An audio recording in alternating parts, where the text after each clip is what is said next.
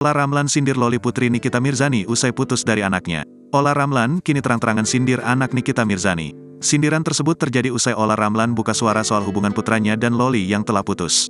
Hal itu diucapkan Ola Ramlan saat bertemu awak media. Ola Ramlan mengungkapkan bahwa hubungan asmara lalu putus di usia remaja memang sudah wajar. Menurutnya, putusnya hubungan Sean dan Loli akan menjadi proses pendewasaan sang putra.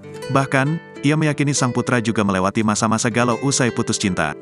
Ola mengungkapkan jika Sean tak bersedih usai putus dari Loli. Bahkan, Ola beberkan sifat Sean yang tak banyak omong dan gak banyak cincong.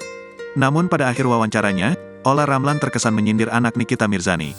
Harusnya ceweknya juga gak banyak omong, pungkasnya. Sontak unggahan tersebut langsung dibanjiri komentar netizen.